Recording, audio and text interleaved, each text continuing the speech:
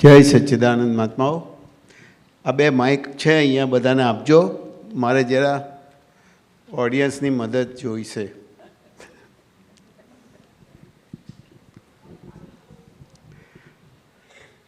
આજે હું જે કંઈ પણ કહી રહ્યો છું એ મારી પોતાની સમજથી કહી રહ્યો છું, અને મને દાદાનું વિજ્ઞાન જે રીતે સમજાયું છે એ સમજથી કહું છું. એમાં કોઈ પણ વસ્તુ તમને યોગ્ય ના લાગે તો મને માફ કરજો. પહેલી જ તમારી માફી માગી લઉં છું.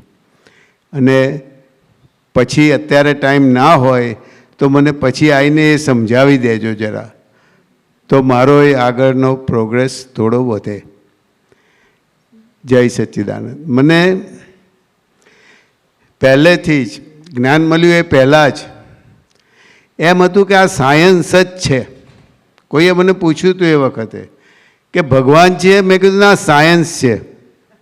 એ વખતે ખબર નથી સાયન્સ શું, પણ સાયન્સના સ્ટુડન્ટ હતા આપણે. કે સાયન્સ છે, મેં કીધું આ બધું સાયન્સ છે, ભગવાનની વાત નહીં કરવાની. પછી પરણ્યા 10 વર્ષે જે પાઠક સાહેબે બુક આપેલી અમને, સનાતન સુખ, એ વખતે એનું ઇંગ્લિશમાં એમણે ટ્રાન્સલેશન કરેલું હતું. એ બુક અમને ગિફ્ટ તરીકે આપી અમારા મેરેજ વખતે 76ની સાલમાં. ચોપડી જોઈને મૂકી દીધેલી અને અભરાઈ ઉપર ચડી ગઈ હતી. પછી કંઈ બહુ એમાં ઇન્ટરેસ્ટ નહોતો, પણ આપણને એ વખતે મીરાના પદો ને નરસિંહના પદો ને એવું બધું ચાલતું હતું, એટલે બધું સાંભળતા હતા. ખાસ કરીને તો અમારા સદાશિવ મહારાજ હતા, જે એમણે ગાયત્રી મંત્ર આપ્યો હતો. આપણા અમીન સાહેબ પણ ત્યાં જતા હતા. હું ત્યાંથી એમને ઓળખતો હતો. મારા ફાધર ત્યાં જતા હતા એટલે અમે જતા હતા. અને ગાયત્રી મંત્ર આપેલો તો હું અહીંયા આવવાનો હતો ત્યારે મને કહે કે શૈલેષ, તને આજ્ઞા આપું છું કે આ મંત્ર રોજ 108 વખત બોલજે. ગમે ત્યારે ટાઈમ કાઢીને બોલજે. મેં કહ્યું સારું. અને એમનું વચન બળ બી એવું હશે કે 20 વર્ષ સુધી એ મંત્ર બોલાયો. હા, રોજ 108 વખત. મને કે નાતા બોલાય તો એ નાતા બોલજે, પણ તું બોલજે બસ. એટલે એક પેલો બેઝ જાણે તૈયાર થતો હોય ને, હવે લાગે છે એવું, એ વખત તો કશી ખબર જ નથી. પણ એ સૌ 87માં અમારા વડીલ વિજયભાઈ, એમનો ફોન આવ્યો, શૈલેષભાઈ તમે વિદ્યા, નીતિન, ભારતી બધાને લઈને અહીંયા આવી જાઓ. મેં કેમ? મને કે આ જ્ઞાન લેવાનું છે. મેં કીધું ભાઈ હમણાં તો આ વિદ્યાની પ્રેક્ટિસ શરૂ કરી છે ને તમે ક્યાં બોલાવો છો અમને? ના ના ના, આવી જ જાઓ. પછી એમને ખ્યાલ આવ્યો કે આ પૈસાની તકલીફ હશે કદાચ. તો કે તમારી પાસે પૈસા ના આવે તો હું ટિકિટ મોકલું. મેં કીધું ના ના ના, પાછા આપણે પટેલ ખરા ને, એટલે કોઈની પાસે એવી મદદ લેવાય? તો ભાઈ ના ના, અમે આવી જઈશું. પછી નીતિનને વાત કરી. નીતિન કે ગાંડો થયો છું, અહીંથી કેલિફોર્નિયા જવાનું અને શું લેવાનું છે એ તો ખબર નથી તને. મેં કહ્યું ના યાર, વિજયભાઈનો ફોન આવ્યો છે ને જવું પડે એવું છે. પણ સૌથી મોટી હેલ્પ જો એ વખતે મને મળી તો વિદ્યાબેનની. એમનો નિશ્ચય સ્ટ્રોંગ થઈ ગયો હતો કે વિજયભાઈએ કીધું છે એટલે મારે જવું છે. એટલે પછી અમે પહેલી ટ્રીપ મારી ત્યાં આગળ અને ગયા ત્યાં આગળ. અને આ કોઈ હમણાં વાત કરી ને કે 1987માં હું બાવને મંગળદાસ નીકળ્યો, તે વખતે બધા મહાત્માઓ આવી જ વાતો કરે. સાલું હું બાવો મંગળદાસ કંઈ આપણને મગજમાં ઉતરે જ નહીં. પહેલી વાર મળવાનું હતું અને એ તો જવા દો વાત, પણ દાદાજીના ચરણમાં બેસવાનો સંજોગ મળ્યો. પગે માલિશ કરવાનો સંજોગ મળ્યો, અંદર તો કોરું ધબ જ. આપણને શું કરવા મળ્યું છે એની પર ધ્યાન નહોતું, પણ કોણ શું કરી રહ્યું છે એની પર ધ્યાન હતું. તે પેલા તરુબેન નામના વાઈફ વસંતભાઈના મોટે મોટેથી અસીમ જય જયકાર બોલતા બોલતા દાદાને માલિશ કરતા હતા. મેં કહ્યું આ બહેનનું છટકી જ ગયું છે. અંદર જ વાત થઈ આ તો. એટલે એ વખત તો બધી બહારની જ દુનિયા દેખાય ને કે પેલો બરાબર આ નથી કરતો ને પેલો આ નથી કરતો ને આ ગાળા થઈ ગયા છે, એવું બધું જ લાગે. પછી તો બીજે દિવસે સમાચાર આવ્યા કે ભાઈ દાદાજીની તબિયત ખરાબ છે એટલે આ વીકેન્ડમાં જ્ઞાન આપવામાં નહીં આવે. એ મેં કીધું ભાઈ મર્યા, આટલા પૈસા ખર્ચ્યા આયા અને આ જતું રહ્યું. પછી તો પાછા આવવું જ પડે. દાદાજીની તબિયત નથી સારી એટલે હવે દાદાજી કહું છું, પણ એ વખતે તો અંબાલાલભાઈ કે જે મગજમાં હતું એ હતું એ વખતે. કારણ કે એ વખતે એવું એક હતું ખરું મગજમાં કે બધા પોતપોતાનું લઈને અહીંયા આવે છે અને વેચવા આવે છે એમ હતું અંદર. શું પણ પછી અમે પાછા ગયા. પાછા 2 વીક પછી ફરીથી આવ્યો કે ચલો હવે જ્ઞાન આપવાનું છે આ વીકેન્ડમાં. ચાલું મેં કીધું આ તો જબરી કહેવાય. પણ ત્યાં ગયેલા ને ત્યારે એવી ખબર પડી હતી કે દાદા ભગવાન કીર્તિભાઈને ત્યાં આવવાનો પ્લાન કરે છે ન્યૂ જર્સીમાં. એટલે આપણને એક કારણ મળી ગયું. મેં વિદ્યાબેનને કીધું તમે જાઓ, હું દાદા અહીંયા આવશે ને ત્યારે જ્ઞાન લઈશ. જ્ઞાન બાનની તો કંઈ ખબર નથી. આ પ્રસંગ મેં ઘણી વાર કીધો છે આગળ, પણ એટલા માટે કહું છું કે મને જરા ઓપન થવાનો ચાન્સ મળે. એટલે પછી હું તો અમારે એ વખતે એક પ્રોજેક્ટ ચાલતો હતો, બિલ્ડિંગ બંધાતું હતું, તો હું ગયો ત્યાં આગળ. અને પછી ત્યાં વળી મારો બોસ આવ્યો એ દિવસે, 2 મહિના પછી આવેલો. પછી મને કહે કે શૈલેષ કેવું ચાલે છે બધું કામ? મેં કીધું બહુ સરસ ચાલે છે ને આપણને થોડા બણગા ફૂટવાની ટેવ વખતે. તો મેં કીધું જુઓ ને આ વીકેન્ડમાં આ કોન્ટ્રાક્ટર કામ કરવાના છે એટલે હું આવીને એમને સુપરવાઇઝ કરીશ. તે એને વળી શું થયું તો મને કહે કે કામ કર, આ વીકેન્ડમાં હું જ અહીંયા આવીશ, તારે આવવાની જરૂર નથી. હવે આપણો એક એક્સક્યુઝ હતો એ જતો રહ્યો. એટલે પછી ગમે તે રીતે પેલો નીતિન તો મને કે તું તો સાવ ગાંડો જ છું, તારા છોકરાઓ મારી પાસે મૂકીને જાય છે તો તને જે પુણ્ય મળશે ને એનું અડધું મને જ મળવાનું છે. કે ખરેખર આ હકીકત બનેલી છે, કારણ કે એની જોડે મારા છોકરા રહેવાના, મારે તો જોડે લઈ જવા એવું હતું નહીં, છોકરા નાના હતા એ વખતે. પછી અમે તો ગયા તો વળી વિજયભાઈએ આગળ મને બુક આપી હતી આચરણ વિધિની જ. મને કે આ વાંચજો પણ કંઈક અર્થ બર્થ ના કરજો, ખાલી વાંચી જજો, શું તમને બોલાવાના છે ને ખ્યાલ આવશે એમ. તો પ્લેનમાં વળી વાંચી તોય આપણને અંદર હજુ ડગું મગું ચાલતું હતું કે સાલું શું કરવા જઈએ છે, આ જ્ઞાન શું છે, કંઈ ખબર પડતી નથી. પણ ગયા અને પછી જ્ઞાનવિધિનો પ્રયોગ ગોઠવાયો. જ્ઞાનવિધિનો પ્રયોગ ગોઠવાયો અને દાદાજીને મળવા બધા મહાત્માઓ વારાફરતી આવતા હતા. કારણ કે દાદાજીએ કંઈક આજ્ઞા કરી હશે બધાને, મને ખબર નથી એ વખતે. એમાં ભૂલીબેનના ભાઈ, મોટા ભાઈઓ, આ નાના ભાઈ નહીં, ભૂલાભાઈ, બધા ઓળખતા હશો ઘણા બધા. તે એમને ત્રિમંત્ર બોલાયો અને એમને જે શરૂઆત કરી ને નમો વિતરાગાય, મેં કીધું આ ભાઈનું ગયું. ખરેખર આ અંદર આવું જ ચાલતું હતું બધું. આમને વળી આટલું મોટેથી બોલવાની શું જરૂર પડી? અને એ વખતે વિધિમાં બેઠેલા પાછા, એટલે પહેલી શરૂઆત જ ત્યાંથી થયેલી. પછી વિધિનું ચાલ્યું બધું આગળ. દાદાજીની તબિયત તો નાજુક જ હતી. નીરુબેન આવ્યા, નીરુબેને પછી વાત કરી.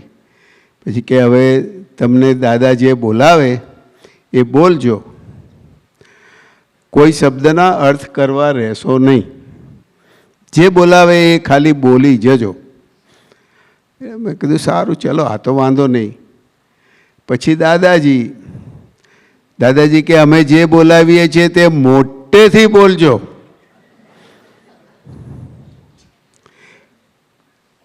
પણ અંદર બધી હજુ તો મથામણ એટલી ચાલતી હતી કે આ શું કરવા આવ્યા છીએ, શેના માટે આવ્યા છીએ, એવું બધું જ ચાલતું હતું. અત્યારે હવે પકડ્યું કે આ બુદ્ધિનો બધો વિકલ્પ હતો. પણ દાદાએ જેવી વાત કરીને કે મોટેથી બોલજો, એ આપણને ગમી ગયું.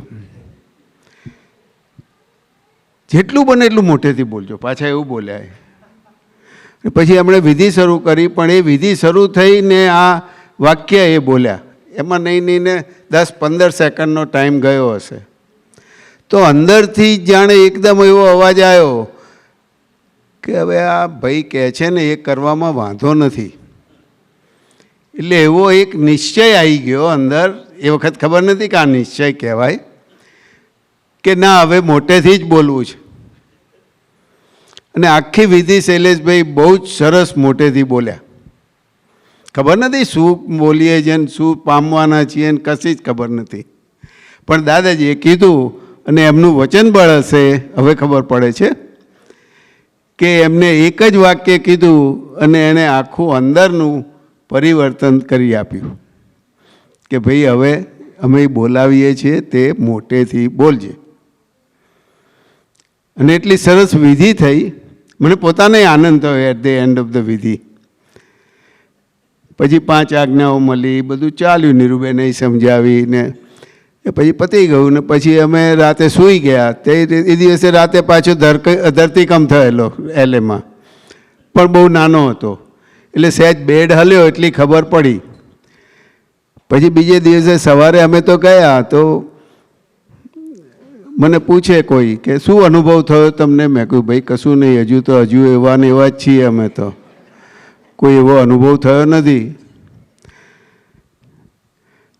પછી ત્યાં રામમોહનભાઈને ત્યાં મોટેલ પર હતા ને, તો ત્યાં આગળ એક રૂમ હતો ને દાદાજી એમાં સૂઈ રહેતા હતા અને બહાર બારણું હતું.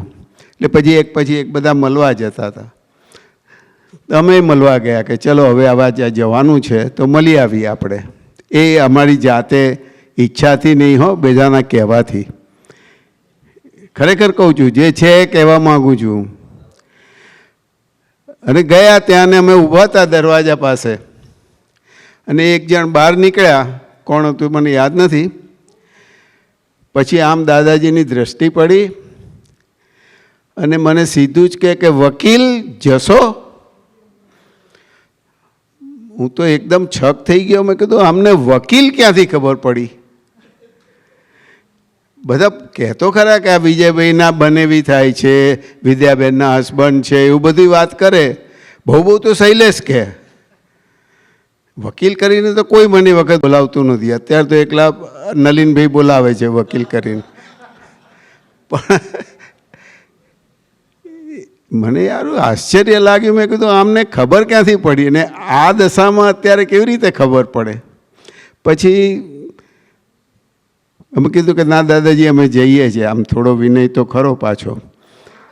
એટલે પછી અમે રજા લઈને નીકળ્યા ત્યાંથી.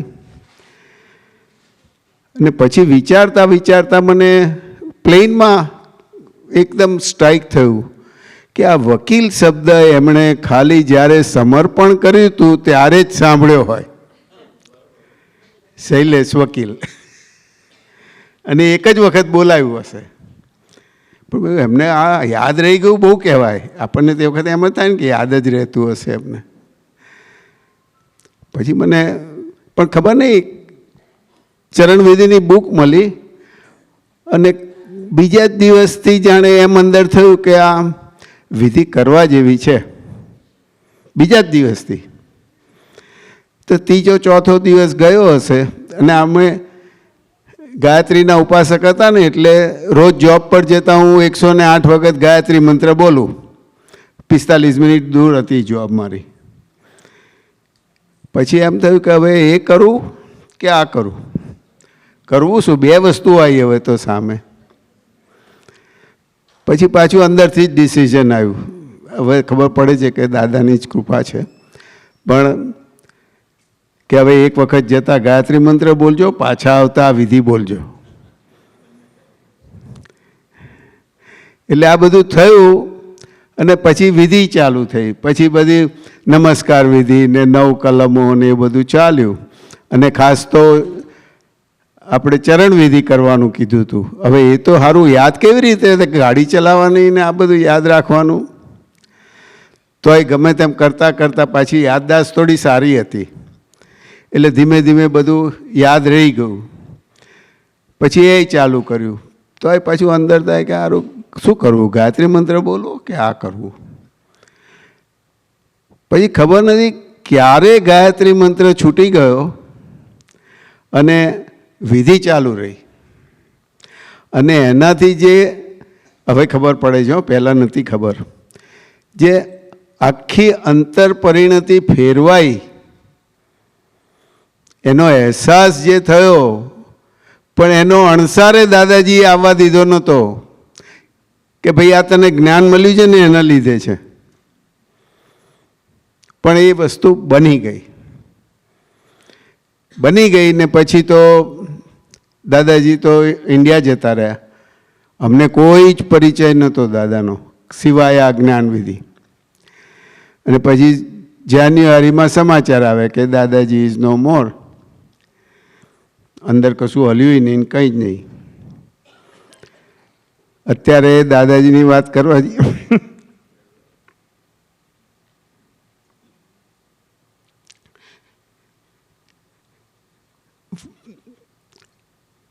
દાદાજીની વાત કરીએ ને તો આંસુ આવી જાય છે. પણ એ વખતે કશું હળ્યું જ નહીં. પછી ન્યૂજર્સીમાં એક વખત એવો એક્સપિરિયન્સ થયો. અમે લોકોએ પહેલાં કીધું કે ચલો ભાઈ જે જ્ઞાન લીધેલા મહાત્માઓ છે ને એ લોકો સત્સંગમાં આવતા નથી ને આપણે એમને બોલાવીએ ને એમને કહીએ કે શું છે આ વિજ્ઞાન આ તે. અને અમારા ભાગે બોલવાનું આવ્યું હતું ગ્રેસ, દાદાજીની ગ્રેસ. આમાંથી થોડા ઘણા મહાત્માઓ હતા, હાજર હતા. તો શૈલેષભાઈ ઊભા થયા ગ્રેસ બોલવા માટે. એકલો ગ્રેસ શબ્દ જ બોલાયો, બાકી આંસુ નીકળ્યા. બોલાઈ જ ના શક્યું, કશું બોલાયા નહીં. એક બેન મારી પાસે આવ્યા, મને કહે શૈલેષભાઈ તમારા આંસુ એ બધું કહી દીધું. હવે એમને શું જોયું હશે શું નહીં કોને ખબર. પણ આ ગ્રેસ વસ્તુ એવી છે, કવિરાજે ગાયું ને આપણને કીધું ને, પહેલા આંસુ આવે તો દાદાજીને યાદ કરી લેતો, હવે દાદા યાદ આવે તો આંસુડાનો ધોધ વહેતો. એ મારો એક્સપિરિયન્સ થઈ ગયો. એટલે પછી મને સાયન્સમાં ઇન્ટરેસ્ટ. પહેલી વાત કરી ને મેં કે ભાઈ કશું નહીં, સાયન્સ છે બધું. પછી મેં સાંભળ્યું કે આ તો ઇનર સાયન્સ છે. એટલે મને અંદરને અંદર એમ થાય કે આ સાયન્સ શું છે બરાબર જાણવું પડશે આપણે. એમાં પછી બીજા જ વર્ષે કનુ દાદાજી મળ્યા. અને કનુ દાદાજી મળ્યા પછી ધીમે ધીમે સમજણ પડી. ત્યારે એમણે 5 આજ્ઞાની વાત કરી. ત્યાં સુધી તો 5 આજ્ઞાની કશી ખબર જ નથી. આ જ્ઞાન મળ્યું છે, એને અંદર શાંતિ રહે છે, એનાથી જ બધું ચાલતું હતું. પછી 5 આજ્ઞાની વાત આવી એટલે જરા કંઈક પુરુષાર્થની વાત આવી એમાં. પણ કવિરાજના પદો મને બહુ જ ચોંટી ગયેલા. અમારા હસમુખભાઈએ મને 3-4 ટેપ આપેલી પદોની, અને મને એકદમ એ પદો ખબર નહીં કેવી રીતે પણ અંદર જ જાણે વાગી ગયેલા. એટલે મને બહુ જ ઇન્ટરેસ્ટ પડી ગયેલો એમાં. એટલે એમાં પાછા જે એ વખત ખબર નથી કે આ પુરુષાર્થનું પદ છે, પણ 2 પદ મને બહુ જ ટચ કરી ગયેલા. તમારી જ હોય જ્યાં ફરિયાદ, અને બીજું કોઈનાએ દોષો જોવાથી પોતાને છે નુકસાની. આ બે પદ મને બહુ જ ટચ કરી ગયેલા. બીજું બધું તો અમે ગાતા હતા, એ તો એમ કે ભાઈ ચલો બધા મહાત્માઓને ખબર પડે કે આપણે ગઈએ છીએ યુ નો. એટલે આ અંદરથી પાછું થોડો એ જાગે ને કે આપણે જાણીએ છીએ, આપણે ગઈ શકીએ છીએ. ધીમે ધીમે પાછું કવિરાજના પદો સાંભળતા સાંભળતા જોડે ગાવા માંડ્યું એટલે ટ્યુન બી આવડી ગયા. એટલે એવું બધું ચાલતું હતું. અને પછી તો જાણે બધા પદો જ સાંભળવાનું મન થાય. એટલે એ પાછો બેઝ તૈયાર થઈ ગયેલો જોડે જોડે. એટલે પછી આ પુરુષાર્થનો ભાગ આવ્યો ત્યારે મને થયું કે ના, આમાં કંઈક છે ખરું. અને કાયમ મને થતું હતું લગભગ જ્ઞાન મળ્યા પછી 10-12 વર્ષ પછી કે આ જ્ઞાન કોને મળ્યું છે. એવો વિચાર ઉગેલો નહીં કે ભાઈ વાંચવું ને સમજવું ને આ ને તે ને દાદાજીની જોડે વાતો કરીએ ને સમજવાનો ટ્રાય કરીએ. એટલું હતું એક વસ્તુ કે જ્યારે કંઈ પણ કોઈ પણ સત્સંગમાં જવું ને કોઈ પણ સત્સંગ કરતું હોય ને તો અંદરથી મારે શું લેવું છે એ મને અંદર ભાવ રહેતો હતો. અને પેલું વ્યવસ્થિતની વાત ગમી ગયેલી કે મને લાવ્યું છે અહીંયા વ્યવસ્થિત, તો અંદર કંઈક એવું હશે કે હજુ મને સમજણમાં બેઠું નથી. એટલે આ નિમિત્ત થ્રુ મને કદાચ એનો આન્સર મળી જાય એવું રહ્યા કરતું હતું. એટલે મેં કોઈ દિવસ સત્સંગમાં જ્યારે કોઈ પણ સત્સંગ કરતું હોય ને કોઈ પણ કરતું હોય તો મેં બહુ ધ્યાનથી એમના સત્સંગ સાંભળ્યા કે ભાઈ શું છે. અને એમાંથી ઘણી ઘણી વસ્તુઓ મને જાણવા મળી. એ વખતે તો કૃપાળુદેવનું નામે નહીં સાંભળેલું, પણ દાદાની સ્વચ્છંદ નામની બુક મારા હાથમાં આવેલી. એમાં આ વાક્યો હતા કૃપાળુદેવના, રોકે જીવ સ્વચ્છંદ તો પામે અવશ્ય મોક્ષ, પામ્યા એમ અનંત છે ભાખ્યું જીન નિર્દોષ. મને તો ગમી ગયું એ. પછી મેં અમારા કીર્તિભાઈને સવાલ કર્યો, મેં કીર્તિભાઈ આ સ્વચ્છંદ શું છે? તો કીર્તિભાઈએ સમજાવ્યું. પછી મને કીધું કે જુઓ આ પાછળ છે ને બધા શબ્દોના અર્થ આપેલા છે બુકમાં, એ તમારે સમજવું હોય ને તો જરા એ જોઈ લેજો. બહુ સારું. ત્યારે પછી દાદાજીનો એક સત્સંગ સાંભળ્યો, મુંબઈમાં કોઈ બેનની જોડે હશે. તો દાદાજી કહે કે કૃપાળુદેવે આત્મસિદ્ધિ શાસ્ત્રમાં ચેતવણીના સૂર ક્યાં મૂક્યા છે? સાલું ચેતવણીના સૂર આત્મસિદ્ધિ શાસ્ત્ર કંઈક બેસતું નથી. અને તરત જ પછી પાછળ આવ્યું. પેલા બેન કે હું તો 40 વર્ષથી આત્મસિદ્ધિ શાસ્ત્ર જ મને મોડે છે. તો દાદા કે આત્મજ્ઞાન થઈ ગયું? બેન કે ના. પછી પેલા બેનને ખબર ના પડી કે ચેતવણીના સૂર, એટલે દાદાજીએ કીધું કે આ કૃપાળુદેવ આવું કીધું છે એમાં, રોકે જીવ સ્વચ્છંદ તો પામે અવશ્ય મોક્ષ, પામ્યા એમ અનંત છે ભાખ્યું જીન નિર્દોષ. કે હા હા હા કીધું છે. તો કે તમારો સ્વચ્છંદ રોકાઈ ગયો? બેન જવાબ ના આપી શક્યા. પછી દાદાજી કે આગળ શું કીધું ખબર છે કે કેવી રીતે જાય આ સ્વચ્છંદ? બેન કે ના, કારણ કે પછીની જ લીટી આવતી હતી, પ્રત્યક્ષ સદગુરુ યોગથી સ્વચ્છંદ તે રોકાય, અન્ય ઉપાય કર્યા થકી પ્રાય બમણો થાય. દાદાજી કે બમણો નહીં 22 ગણો થાય. આ દાદાજીનું વાક્ય છે. મને આ બધું બહુ ગમી ગયું. અને આવી ચેતવણી ને એવું બધું આવે ને ત્યારે મારું ધ્યાન જરા વધારે ખેંચાય ત્યાં આગળ. એટલે મેં કીધું આ વાત તો સાચી છે, હવે આ સ્વચ્છંદને કાઢવાનું મૂળ શું છે? સ્વતંત્ર આવ્યું પછી એની ઉપરથી પોતાપણું આવ્યું. અને કવિરાજનું પદ સાંભળેલું આપણે તો, પોતાપણું રાખ્યું ત્યાં લગણ દુઃખ છે. મેં કીધું અરે વાહ, ચલો સાંભળો ત્યારે બરાબર પદ. ત્યાં તો રાગથી ગાતા હતા જ, બધાને સંભળાવવા માટે, આપણને સમજવા માટે નહીં. પછી તો એમાં છેલ્લી 4-5 જે સ્ટેન્ઝા આવી, અને એમાં એક સ્ટેન્ઝા તો મને બરાબર પહેલી જ વાર વાંચતા મોડે થઈ ગઈ. હોવે હોવે કરતો હે લીલી ઝંડી ઉડશે. મેં કીધું આ તો બરાબર છે. અને પછી એ જ વખતે તાકડે વળી 9મી આપતાવાણી વાંચવામાં આવી. દાદા કે હવે તમારા મહાત્માઓને એક જ શબ્દ રહ્યો. એક જ શબ્દ રહ્યો. આશ્ચર્ય લાગ્યું. તરત જ પછીની જ લાઈનમાં આવ્યું, હવે મહાત્માઓ માટે ખાલી યસ, એક જ શબ્દ રહ્યો. જે કોઈ સંજોગ આવે એમાં યસ કરીને બેસી જજો. એ ગમ્યું પાછું મને તો. એટલે ધીમે ધીમે આ રીતના બધા અનુભવો થતા રહ્યા. અને સાથે સાથે કનુ દાદાજીના સત્સંગ મળ્યા. કનુ દાદાજીની ઓળખાણ પહેલી વખત તો પડી જ નથી, પણ પછી ધીમે ધીમે બેસી ગયું કે ભાઈ જો દાદાને ઓળખવા હશે ને તો આ ભાઈને પહેલાં ઓળખવા પડશે, એ સિવાય નહીં ઓળખાય. અને એવો એક નિશ્ચય આવી જાય ને પછી શૈલેષભાઈની પ્રકૃતિ એવી હતી કે એને વળગી રહે. એટલે એ બધું થયું. પછી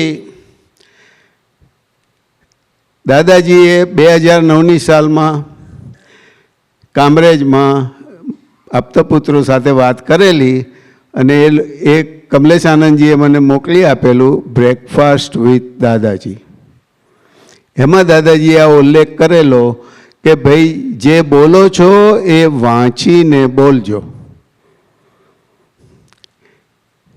એટલે એ વખતે તો ખ્યાલ આવ્યો કે આ વાંચીને બોલવાનું શું. પછી મેં દાદાજીને પૂછ્યું. દાદાજી કે વાંચીને કોણ વાંચનાર છે? મેં કીધું હું. કે હું બોલનાર કોણ છે? તો એટલે પછી આપણને તો પઝલ ઊભું થાય, હું વાંચનાર ને હું જ બોલનાર. પછી એમણે સમજાવ્યું મને કે આવી રીતે આ જુદાપણું છે. વાંચવાનું એટલે વાંચનાર વાંચે છે અને જે વાંચે છે એને જુએ છે હોય, એમ કરીને મને સમજાવ્યું. એટલે ત્યારે ખબર પડી. અને કાયમ કહેતા કે 5 આજ્ઞામાં મોટામાં મોટી જો કોઈ આજ્ઞા હોય મહાત્માઓ માટે તો એ આજ્ઞા નંબર 1 છે. ચાલો એ મગજમાં ના ઉતરે કે આ આજ્ઞા નંબર 1 કેવી રીતે? હું શુદ્ધાત્મા છું એ નહીં. પણ એ વખતે ખબર નથી કે છૂટવાનું વ્યવહારથી છે અને આ વ્યવહાર દૃષ્ટિની આજ્ઞા એટલે પહેલી મૂકવામાં આવી છે. એ તો દાદાજીએ બધું સમજાવ્યું ત્યારે ખબર પડી. પછી ધીમે ધીમે આ વાંચવાનો પુરુષાર્થ શરૂ થયો. એમાં પહેલો જ ધબડકો તો ક્યાં લાગ્યો કે વાંચવા માંડ્યા અને નમો અરિહંતાણમ આવ્યું સામે, નમો સિદ્ધાણમ. અને પછી દાદાજીએ કીધું હતું એટલે મેં કીધું ચલો ત્યારે જોઈએ આપણે. હરિહંતાણમ, રની આગળ રસોઈ છે, સની આગળ રસોઈ છે. એ વખતે એવું ધ્યાનમાં બેઠું વાંચવાનું જ્યારે થયું ને ત્યારે. એટલે પછી મેં કહ્યું આ વાત તો બરાબર છે. એટલે પછી પુરુષાર્થ વધવા માંડ્યો. એમાં એને 10 વર્ષ નીકળ્યા. પણ પછી એક ટાઈમ એવો આવ્યો હવે કે જે કંઈ પણ વાંચીએ છીએ, જે કંઈ પણ બોલીએ છીએ એ અંદર વંચાય છે. અને એ વંચાય છે ત્યારે રસવઈ, દીર્ઘઈ, કાનો, માતર બધું એટ એ ટાઈમ હાજર રહે છે. એટલે પછી મને સમજણ પડી કે એ શું કરે છે આપણા માટે. તો કે એ તમારું ચિત્તની અંદર જે હજુ અશુદ્ધ દર્શન પડેલું છે એને શુદ્ધ કરવાનો આ પ્રયોગ છે. એ મને ધીમે રહીને સમજાવ્યું. તો મેં દાદાજીને એ પૂછી લીધું. મેં દાદાજી આ બરાબર છે? મને કે આ ચિત્ત શુદ્ધિનો જ, દર્શન શુદ્ધિનો જ આ ભાગ છે. એટલે પછી મેં એને એકદમ પાકું થઈ ગયું. મેં કીધું હવે તો જે કંઈ પણ થાય ને આપણે આ રીતે જ કરવું. અને નો ડાઉટ આપણે મેં પેલું લખ્યું હતું ને હમણાં કે છોકરું ચાલતા શીખે ત્યારે પડી જાય, પાછું ઊભું થાય, પાછું ચાલે, પાછું એમ કરતાં કરતાં 5-6 મહિનામાં ચાલતું થઈ જાય. તે એવી જ દશા મારી હતી.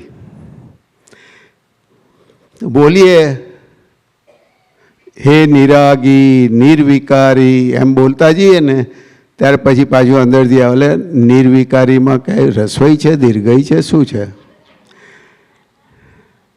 ખરેખર મારો પોતાનો આ અનુભવ હું એટલા માટે જણાવું છું કે મને એનો શું લાભ થયો છે હું તમને જણાવીશ. એટલે પછી તો આ ધીમે ધીમે બધું આવી ગયું કે ભાઈ ચલો આ એક શબ્દ, એમાં સૌથી વધુ જો મને ગૂંચવી નાખ્યો હોય તો કિંચિત માત્ર એ શબ્દ કઈ રીતે લખાયો છે મેં કહ્યું મને ખબર જ ના પડે. હારી વાંચું ને પાછો ભૂલી જવું, વાંચું ને પાછો ભૂલી જવું કે બેમાં રસવાઈ જ આવે છે એમ. પછી ધીમે ધીમે જેમ છે તેમ વંચાવવાની શરૂઆત થઈ અને અત્યારે કોઈ પણ વિધિ, કોઈ પણ સત્સંગ કે કોઈ પણ કવિરાજનું પદ એ વાંચવાની મને બરાબર ટેવ પડી ગઈ. અને એ ટેવના લીધે હમણાં છેલ્લા 2-3 વર્ષમાં મને મારી અંદર છૂટાપણું શું છે એ ખબર પડવા માંડી. એ તો શરૂઆત છે હો મહાત્માઓ, એટલે હજુ તો ઘણું આગળ જવાનું છે. પણ આ તો હું મારો જેટલો અનુભવ છે એટલો હું તમને કહેવું છું. ત્યારે ખબર પડે છે કે આ વ્યવહાર દ્રષ્ટિની આ આજ્ઞા જ આખી બાવાને મળેલી છે. આ દિવ્ય ચક્ષુ બાવાને મળેલા છે. ત્યારે ખબર પડે છે. પછી વાંચતા વાંચતા એકદમ સ્ટ્રાઇક થાય છે કે વ્યવહાર દ્રષ્ટિથી હું શૈલેષ છું, નિશ્ચય દ્રષ્ટિથી હું શુદ્ધાત્મા છું. તો હવે આ હું કોણ? આ હું કોણ? ત્યારે ધીમે ધીમે ફિટ થયું કે એ જ આપણી અંદર રહેલો આપણો બાવો. જ્ઞાન પણ એને મળે છે, પુરુષાર્થ પણ એને કરવાનો છે, પદો એને ગાવાના છે, વાંચવાનું એને છે અને બધું જ એને છે. શેના માટે? તો કે આ વ્યવહાર શુદ્ધિ માટે. ને ધીમે ધીમે સમજણમાં આવ્યું. ઘણીવાર ઊભા થયા ને પડ્યા ને વિદ્યાબેન જોડે લડ્યા ને છોકરાઓ જોડે લડ્યા ને બધું જ ચાલ્યું. પણ પેલા 2 પદો છે ને કામ કાઢી ગયા મારું. કોઈના એ દોષો જોવાથી પોતાને છે નુકસાની. અને તરત ને તરત પ્રતિક્રમણો થવા માંડે એના. આ બધી લિંકમાં નથી વાત, પણ આગળથી જ શરૂઆત થઈ ગયેલી. અને એક નક્કીપણું આવી ગયેલું કે હવે કોઈનાય દોષો જોવા નથી. એ છતાંય દેખાય તો જાય. અંદર માલ એવો ભરીને લાયા હતા એટલે શું થાય? દાદાને પૂછ્યું કે દાદા કેમ આવું થાય છે? મારે તો નથી જોવા. પ્રતિક્રમણ કરને. સીધો જ જવાબ આવે, પ્રતિક્રમણ કરને. પછી તો વાંચતા વાંચતા કવિરાજના પદો ગાતા ગાતા એમાંય ખાસ તો અંદર જે ખૂંચે છે તે વાતોનું ખપે છે પ્રતિક્રમણ. પછી ખ્યાલ આવ્યું કે કવિરાજે અંદર જે ખૂંચે છે કીધું છે એટલે શું? તો કે કોઈ પણ સંજોગ તારી સામે આવે ને તને અંદર કંઈ ખૂંચ્યું તો તારે પ્રતિક્રમણ કરવું જ જોઈએ. ભલે એમાં તમારો ઇન્વોલ્વમેન્ટ એ વખતે છે કે નહીં એ વસ્તુ જુદી છે, પણ અંતર પરિણતિ શું કહે છે કે ભાઈ તારી અંદર આ માલ ભરેલો પડ્યો છે, હજુ એને ચોખ્ખો કર. એક પરમાણુ હલે આપણું, એ પછી મેં વાંચેલું, એ પરમાણુ માત્ર પ્રતિક્રમણ માંગી લેશે. છૂટું થવું હશે તો, આપણે છૂટવું હશે એનાથી તો એ તો છૂટવા માટે જ ઊભું થયું છે, પણ આપણે એને છોડતા નથી. એ બહુ અગત્યની વાત મને ઘણા વખત પછી સમજાઈ હતી મારા બ્રધરનું દેહાંત થયું ને 2007માં, ત્યારે મેં કહું આ બધા આવ્યા છે ફ્યુનરલમાં, કોઈના મોઢા ઉપર એવી કંઈ ગ્લાની દેખાતી નથી, અને મને કેમ આમ થાય છે અંદર? પછી ખબર પડી કે આ તો મારો ભાઈ, એટલે મારું જે ચોંટેલું છે ને એ કામ કરતું હતું, અને એ મારો ભાઈ હતું ને એ અંદર ચૂન ચૂન કરાવતું હતું. એટલે એ વખતે ખ્યાલ આવ્યો કે ભાઈ આ તો તારી છૂટવાની પ્રોસેસ છે, તો અંદર જે બની રહ્યું છે એને જોયા કર. એ છૂટવા માટે આવ્યું છે તો એને છોડ. એ પછી મેં પેલા ઓપરા વિન્ફ્રીનો કે ઓપરા વિન્ફ્રી નહીં, પેલા બીજા ડૉક્ટરનો શો આવે છે ને એ જોયેલો. તો એમાં એક સંજોગ હતો, કંઈક મધરને છોકરાનો કેવો, તે છોકરાને બહુ જ એમની ઉપર દ્વેષ થઈ ગયેલો હતો, અને મધરને ખબર ના પડે શું કરવું. ડૉક્ટર ફિલ, હવે યાદ આવ્યું. તો ડૉક્ટર ફિલને એક કોઈ સાયકોલોજિસ્ટની જોડે એમને મેળવી આપ્યા. પેલા સાયકોલોજિસ્ટે ઊભા થઈને કીધું, તમે તમારી જાતને પકડી રાખી છે તો હવે છોડી દો. આ બધું દુઃખ તમને એનું ઊભું થાય છે, સામાન્ય તો કશું નહોતું થતું. એટલે ત્યારે ખ્યાલ આવ્યો કે ઓહો હો, આ તો સારું આપણું જ છે. અને તાકડે પેલું દાદાનું વાક્ય આવ્યું, મેર મુઆ સર્વ ઉપાધિનું મૂળ તું જ છે. એટલે અનુસંધાન થોડા આવી રીતે મળતા ગયા, કહેવા માગું છું. હજુ 2-3 વર્ષ સુધી તો મને યાદ છે વિદ્યાબેનની ઉપર એ ગરમ થઈ જાય કે અંદર વિદ્યાબેનને જોતાં જ કંઈક પાછું ઊંચું નીચું થવા માંડે. એટલે મેં કહ્યું આ તો પોસાય નહીં, હવે આ તો કાઢવું જ પડે. અંદર જેટલું ઊભું થાય છે એને તો દૂર કરવું જ પડે. તો પેલા બિચારા બોલ્યાય નથી કશું, અને તમને કેમ આવું ચૂન થાય છે? ત્યારે ખબર પડી કે આ તમારી અંદર પડેલો હિંસક ભાવ છે. હવે હિંસક ભાવ પોતે નીકળવા માટે આવે છે ત્યારે આપણી જાગૃતિ રહેતી નથી. જાગૃતિ રહે તો પ્રતિક્રમણ કરો ને.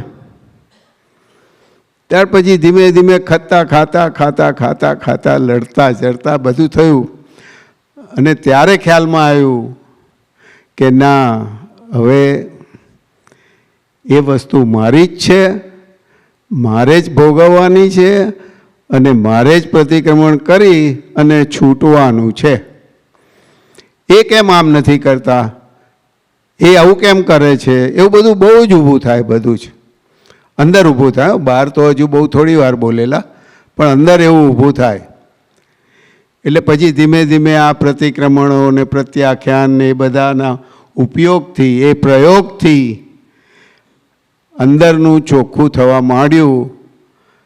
ત્યાર પછી આ છૂટાપણાનો અનુભવ ઊભો થયો.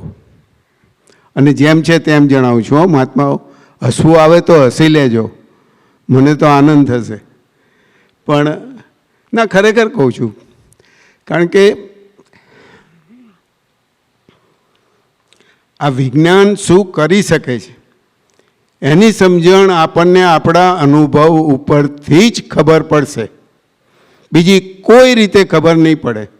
જે શબ્દો વાંચવા હોય વાંચીએ, જે શબ્દો ના વાંચવા હોય ના વાંચીએ, જે પદો ગાવા હોય એ ગાઈએ, પણ જો એ આપણા અનુભવમાં નહીં ઉતરે તો એ આપણા માટે હિતકારી નહીં થઈ પડે. હિતકારી તો છે, કારણ કે ધીમે ધીમે એ સમજણ તો ખીલવાની જ છે.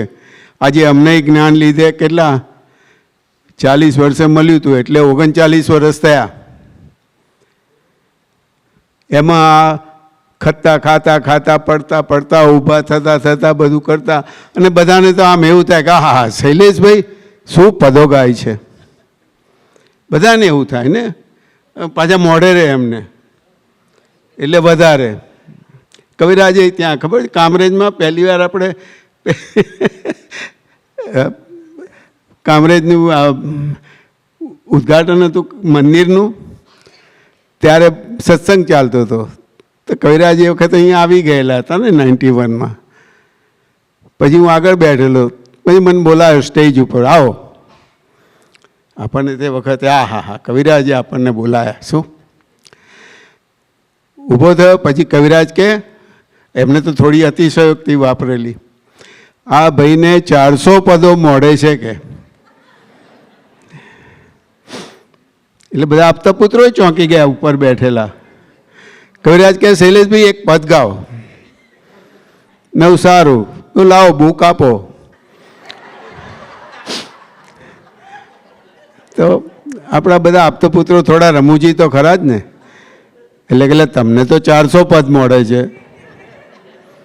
પછી મેં પદ કાઢ્યું. મેં કીધું ભાઈ જો માફ કરજો, આ 401મું પદ છે. કારણ કે બુદ્ધિ શાર્પ હતી ને ભાઈ એ વખતે.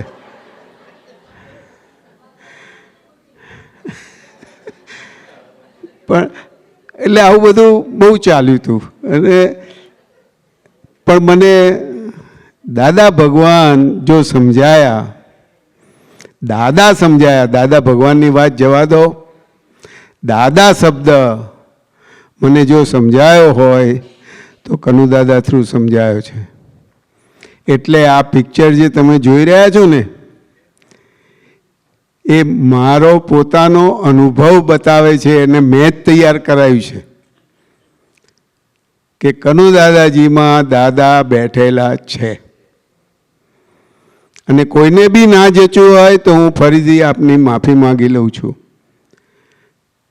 જેવી રીતે આપણામાં દાદા ભગવાન બેઠેલા છે ને, એવી જ રીતે કનુ દાદામાં ઘણા બધા ઓપન થઈને બેઠેલા છે.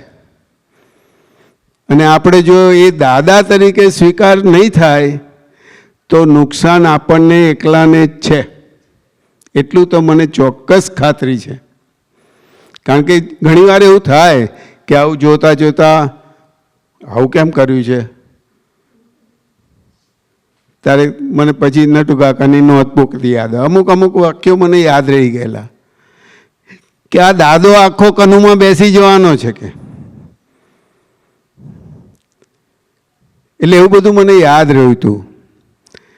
હવે આ દાદો આખો કનુમાં બેસી જવાનો છે એટલે શું? તો કે આખી સમજણ કનુમાં અમારા જેવી જ ઊભી થઈ જશે કે. અને ઊભી થયેલી જ હતી. ખાલી પ્રોબ્લેમ શું હતો કે ઘણા મહાત્માઓએ, હું કહેતો હતો કે કનુ દાદાજીનો સત્સંગ છે ને ઉપરથી જ જાય છે, ચાલું સમજાતું જ નથી. તો ઘણા વર્ષો પછી ખબર પડી કે ના, કનુ દાદાનો સત્સંગ તો એનો એ જ છે. મારી સમજણમાં કંઈ ખોટ હતી. બધા પોતપોતાનો અનુભવ કરી જોજો. જે વસ્તુ એ વખતે નથી સમજાતી ને, એ જ સત્સંગ અત્યારે તમને સમજાશે. તો પ્રોગ્રેસ કોનો થયો છે? આપણો થયો છે કે પેલી વાણીનો? આપણો જ થયો છે ને. એટલે બધાને પોતપોતાની રીતે સમજણ તો પડે જ છે. હવે હું આ પુરુષાર્થ પર આવું. હજુ તો શરૂઆત જ નથી કરી. હવે આ સમજણ આવી, એમાં મોહનભાઈ પેલી એક હોય તો મૂકજો ને, દિવ્ય ચક્ષુ વ્યવહાર દ્રષ્ટિ ને નિશ્ચય દ્રષ્ટિવાળું. આ મહાત્માઓનો આંતરિક પુરુષાર્થ એમાં છે. આંતરિક પુરુષાર્થ એમાંય પેલામાંય છે.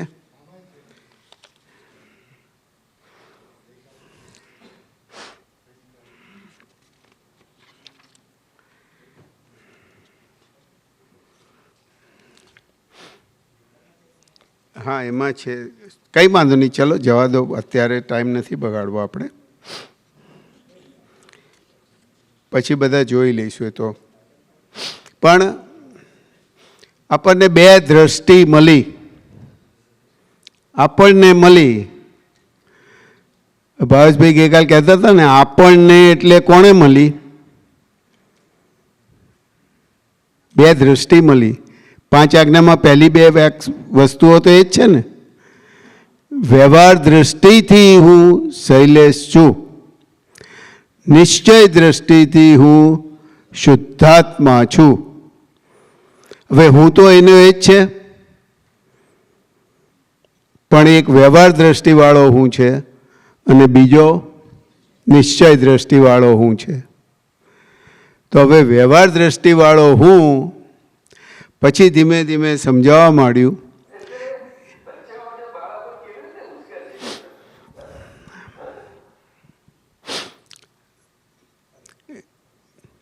તો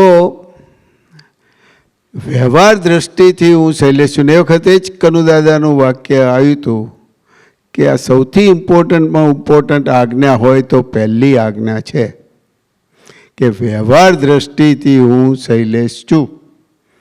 અને જે વાત કરી ને ભાવેશભાઈએ, કે કોણે વાત કરી, સુરેશભાઈએ, કે એ સમજણ ક્યાં સુધી આગળ લઈ જવાની છે? તો કે વ્યવહાર દ્રષ્ટિથી જ હું શૈલેષ છું. એ જ અંદર લાગી જાય તો આપણો પુરુષાર્થ ઘણો આગળ વધી જાય. અને મને એવું લાગે છે કે 70% સુધી પહોંચીએ તો એ જ લાગી જ જશે, જે દાદાજીએ વાત કરી આપણને. હવે બાવો જેને સમજણ મળી, કઈ સમજણ મળી?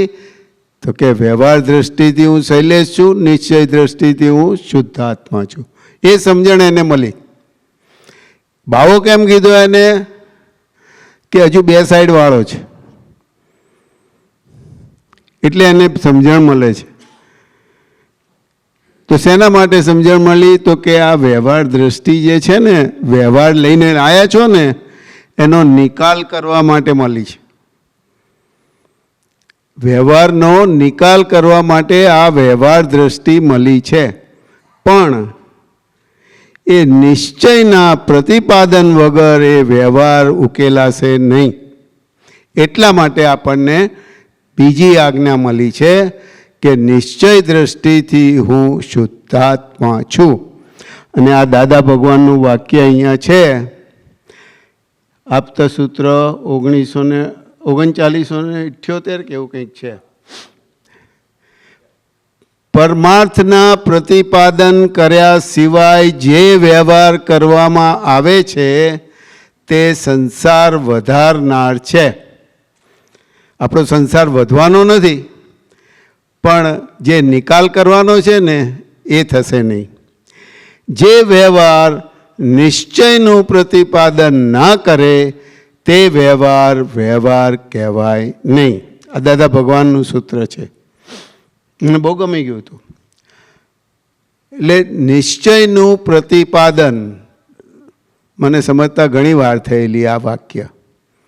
નિશ્ચયનું પ્રતિપાદન એટલે શું? તો કે બીજી આજ્ઞાની નિશ્રામાં રહીને પહેલી આજ્ઞાને પાળવી. એટલે શુદ્ધાત્મા દ્રષ્ટિ સાથે આપણો વ્યવહારનો નિકાલ થતો જાય. મને આવી રીતે સમજણ પડી. જો મહાત્માઓ માફ કરજો જો બરાબર ના હોય તો. હા, બસ આ જે આવ્યું ને, એટલે હવે એ જો જોઈએ તો એક બાજુ વ્યવહાર દ્રષ્ટિ મળે છે, બીજી બાજુ નિશ્ચય દ્રષ્ટિ પ્રાપ્ત થાય છે. હવે અત્યાર સુધી ઘણા વર્ષો સુધી આપતાવાણીઓ વાંચી, કવિરાજના પદો ગાયા, વિધિ કરી, બધું જ કર્યું, પણ કોણ કરી રહ્યું છે એ ખબર નહોતી. હું જ કરું છું, મારે જ વિધિ કરવાની છે, એ જ ચાલતું હતું. એણે એનું કામ કર્યું એ સમજણે, પણ અમુક લેવલ સુધી જ થયું. કારણ કે દાદાજીએ આપણને આપેલી હતી. દાદાએ કીધું હતું ને કે તારે આજ્ઞા પાળવાની, એવું નથી કહેતો. હું તો કહું છું કે તું આજ્ઞા પાળવી છે એવો ભાવ રાખજે, પછી નહીં પડાય તો હું તારું સંભાળી લઈશ. ત્યાં સુધી આપણને કીધેલું છે. એટલે આપણને અપલિફ્ટ કર્યા, ત્યાં આગળ એન્કરેજમેન્ટ આપ્યું આપણને. એ કંઈ છેલ્લી વાત નથી. દાદાને ખબર હતી કે આ કળિયુગનો માલ કેવો હોય. એમને તો ખબર જ હતી ને, કહેતા હતા જ ને. કવિરાજે કીધું, કળિયુગના કેવા બી? સડેલા બી. હવે સડેલા બીમાં આ જ્ઞાન દાદાએ આપણી અંદર મળ્યું. એટલે એનો વ્યવહાર કેવો હોય એ તો આપણે પોતે જ જાણી શકીએ. નહીં તો કળિયુગમાં જન્મવાનું તમને કોઈ લાભ મળત જ નહીં. અને કળિયુગમાં જન્મવાનો લાભ ના મળ્યો હોત તો આપણને દાદાએ ના મળ્યા હોત. એટલે આ કળિયુગનો તો આપણા ઉપર બહુ જ મોટો ઉપકાર છે કે કળિયુગમાં બી તમને સતયુગ વર્તે એવું જ્ઞાન આપણને દાદાએ આપ્યું. અને હવે એમને અમુક આપણને પુરુષાર્થની વાતો કરી. પણ મારે વાત શું કરવી છે કે આપણે જ્યારે ચરણવિધિ બોલીએ છીએ અને બાવાને આપણે ડિસ્ચાર્જ અહંકાર તરીકે આઈડેન્ટિફાય કરેલો છે. કારણ કે હજુ એની સમજમાં હું શુદ્ધાત્મા છું એ એક્ઝેક્ટ ફિટ થયું નથી. અને ડિસ્ચાર્જ અહંકારને બીજું નામ આપ્યું દાદાએ, પોતાપણું. આ બધું સંકળાયેલું છે અંદર. હવે જ્ઞાન મળે છે ત્યારથી જ આપણને આપણા દોષો દેખાવાની શરૂઆત તો થઈ જ જાય છે. એમાં કોઈને કંઈ જ શંકા ના હોય. પણ એ જતાં જતાં પછી આપણને આપણો ભરેલો માલ કેવો હોય તો ભરેલો માલ કહો, કે ડિસ્ચાર્જ કેવો હોય તો એ કહો, પણ એ એનું ડોક્યું કર્યા વગર રહેતો નથી. એ હજુ બીજાના દોષો બતાવે જ છે.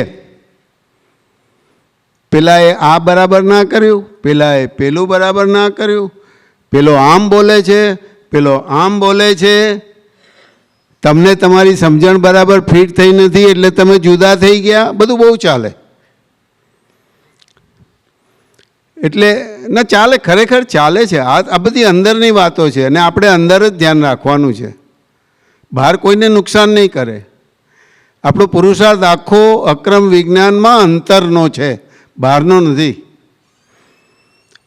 પણ વ્યવહારના નિકાલ માટે જેમ ભાવેશભાઈએ કીધું એમ બહારથી અંદર જવું પડશે. એટલે દાદા ભગવાને અમુક વસ્તુઓના આપણને નુસ્ખા બતાવ્યા છે કે ભાઈ તારી અંદર જો લોભ વર્તતો હોય ને તો અમદાવાદમાં રિક્ષામાં બેસીને 20 રૂપિયાનું પરચુરણ વેરતો જજે, તો તારો લોભ છૂટશે. હવે એ લોભ છે કે નહીં એ તો પહેલાં આપણે નક્કી કરવું પડશે ને. કયા પ્રકારનો લોભ છે બધું નક્કી કરવું પડશે. તો આપણો પુરુષાર્થ ક્યાં સમાયેલો છે? જો આપણે આ દાદા એવું કીધું કે ભાઈ આ ચારે કસાયોમાં જે છેલ્લું આવ્યું છે એ પહેલું જશે, પહેલું આવ્યું હતું એ છેલ્લું જશે. એટલે ક્રોધ, માન, માયા, લોભ. લોભ છેલ્લામાં છેલ્લો જાય. દાદા કે મેં વાંચેલું જો, કોઈ મને ના બરાબર હોય તો કરેક્ટ કરજો ભાઈ. પણ આપણો તમે જુઓ આ પહેલાં બે, ક્રોધ ને માન. માન તો હજુય અંદર ડોક્યા કરતું રહે છે. હું મહાત્માને બધું સમજાવી દઉં. આ મારી દશાની વાત કરું છું કે મહાત્માઓનો પુરુષાર્થ ખુલ્લો થાય. આવું બધું તો એ મારા માટે તો અત્યારે જો મારે આગળ વધવું હોય તો એ બરાબર નથી. એટલું તો મારે સમજવું જ પડશે અને મારો પુરુષાર્થ અંદર ચાલુ રાખવો પડશે જ. કારણ કે હજુ 70% તો પહોંચ્યા જ નથી. દાદાએ આપણને ફ્લાય વ્હીલનો દાખલો આપ્યો હતો કે તારો પુરુષાર્થ ક્યાં સુધીનો? તો કે જ્યાં સુધી પેલું ઉપર જાય ને ત્યાં સુધીનો, પછી એની મેળે નીચે આવશે કે. એટલે આ 70%નું માપ મને ત્યાં મળેલું કે વ્યવહાર દ્રષ્ટિથી જો આટલું ચોખ્ખું થઈ જાય પુરુષાર્થથી, તો બીજું પછી તો એની મેં તે ચાલવાનું જ છે. એટલે આ બધી વસ્તુઓ મારે આમ તો કહેવાની ના હોય, પણ એટલા માટે કહું છું કે મને અંદરથી એવો ભાવ થાય છે કે આપણે બધા આટલો બધો સમય કાઢીએ છીએ, આટલો બધો સત્સંગ કરીએ છીએ, આટલા બધા પદો ગઈએ છીએ, આટલું બધું વાંચીએ છીએ, બધું જ છે, પણ આપણને કેમ એમાંથી જોઈએ એવો લાભ થતો નથી. દાદાએ કીધું તારી વારે વાર મેં તો તને મારા જેવો જ બનાવી દીધો છે, એટલે તો મને કેમ વર્તતું નથી? એમને વર્તે એ મને વર્તવું જ જોઈએ ને, એમને એમના જેવો મને બનાવ્યો હોય તો. ત્યારે મારે વિચાર કરવો રહ્યો કે દાદા કંઈ ખોટું કહીને ગયા કે મારા પુરુષાર્થમાં કચાશ છે? એટલે એવા બધા વાક્યો આપણે આપણી જાત સાથે જ વાત કરવી પડશે, એમાં કોઈ છૂટકો નથી. બહાર જેટલું બોલવું હોય એટલું બોલીએ, ગાવું હોય એટલું ગાઈએ, વાંચવું હોય એટલું વાંચીએ, પણ આ ચોપડી વાંચ્યા વગર છૂટકો નથી. અને એ કનુદાદાએ સમજાયું કે હવે તારે આ એક જ ચોપડી વાંચવાની રહી, બીજી નહીં વાંચે તો ચાલશે, પણ આને વાંચ કરજે. એટલે પુરુષાર્થમાં મને એટલું સમજાયું છે કે અંદરથી બહાર નીકળવામાં માલ નથી. દુનિયા તો તમને પકડી લેવા તૈયાર જ છે અને તમને ઘસડી જ જશે.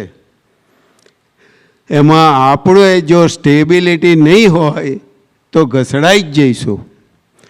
અને એ સ્ટેબિલિટી માટે આપણને આ 5 આજ્ઞા આપેલી છે. હવે આપણે ચરણવિધિના થોડા વાક્યો લઈએ. મને જે સમજણ પડી છે કહું છું. આપણે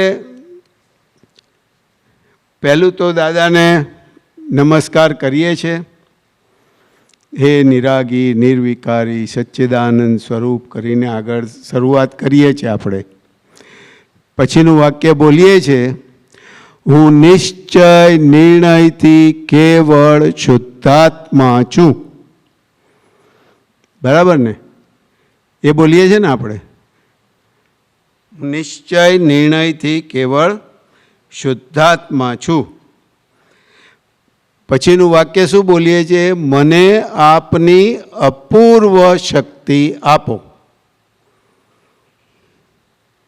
એક બાજુ બોલીએ છીએ હું નિશ્ચય નિર્ણયથી શુદ્ધાત્મા છું, અને તરતનું બીજું જ વાક્ય એવું આવે છે કે મને આપની અપૂર્વ શક્તિ આપો. એટલે તું શુદ્ધાત્મા થઈ ગયો તો હવે શક્તિ શું કામ માગવાની રહી તારે?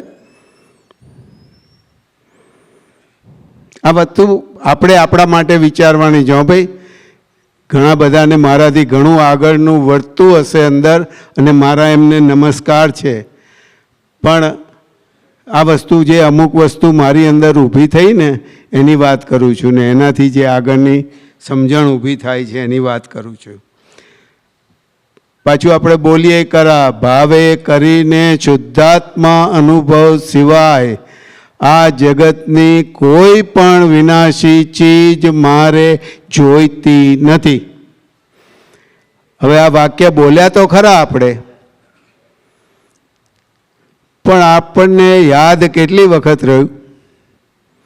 જ્યારે જગતની વિનાશી ચીજ આવી અને અંદરથી એમ થયું કે મારે આ સાડી લેવી છે, મારે આ શર્ટ લેવું છે, તો શર્ટ વિનાશી છે કે અવિનાશી?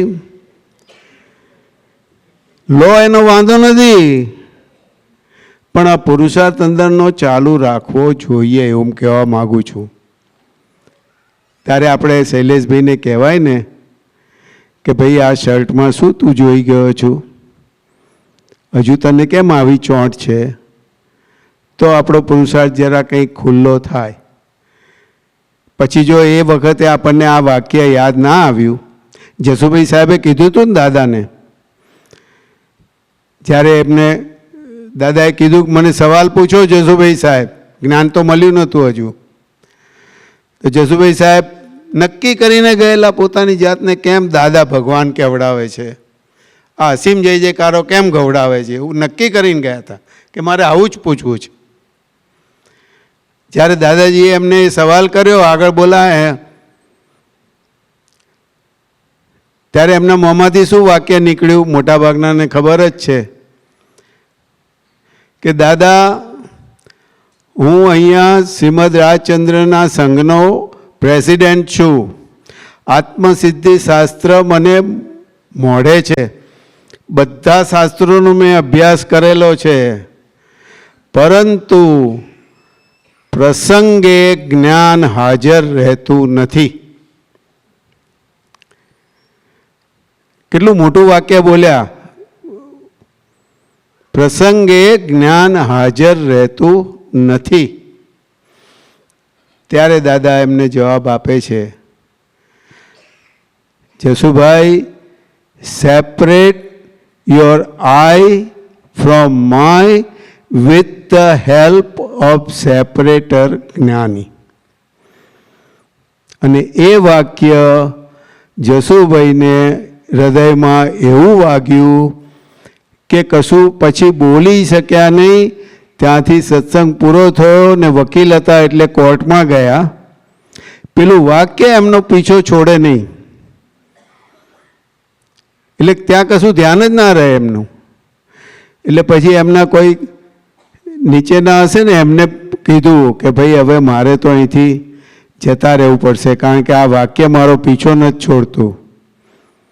એટલું કેવું દાદા કહેતા હતા ને, મારો એક શબ્દ જો જેમ છે તેમ ઉતરી ગયો અંદર તો તારું કામ થઈ જશે. આ તો વાક્ય એમને કેટલું ચોંટી ગયું હશે કે પેલા એમના સબોર્ડિનેટને કામ સોંપીને ઘરે આવતા રહેવું પડ્યું એમને. એટલે કહેવાની વાત શું છે કે જ્ઞાની પુરુષ ચાહે સો કરી શકે. એમને ખબર હતી કે એમને આ જસુભાઈને કયો રોગ છે અને કઈ દવા કામ કરશે, તો એમને એ દવા આપી. હવે આપણને એ રોગ ના હોય તો આપણે લેવાની જરૂર નથી. શું આપણે તો ખાલી એટલું જ કે ભાઈ દાદાને નિષ્ઠાપૂર્વક ભજવા, આપણું કામ એટલું છે.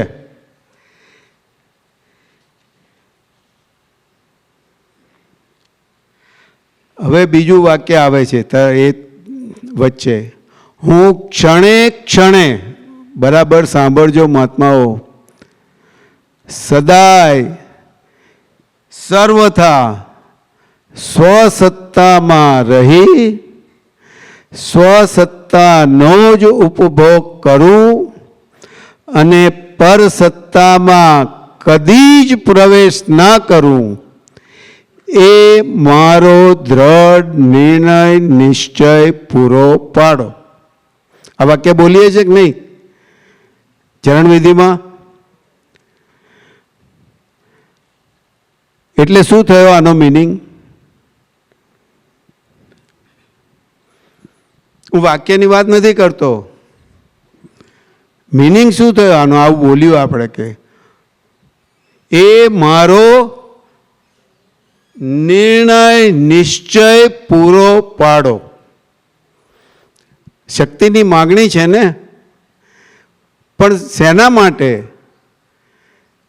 તો કે મારો આ નિર્ણય નિશ્ચય થઈ ગયો છે. હવે એ કેટલો વખત ટકી રહે છે તો આપણે એકલા જ જાણીએ. એ જ્યારે ના ટકે ત્યારે મારી દ્રષ્ટિએ આપણે અતિક્રમણ કર્યું કહેવાય.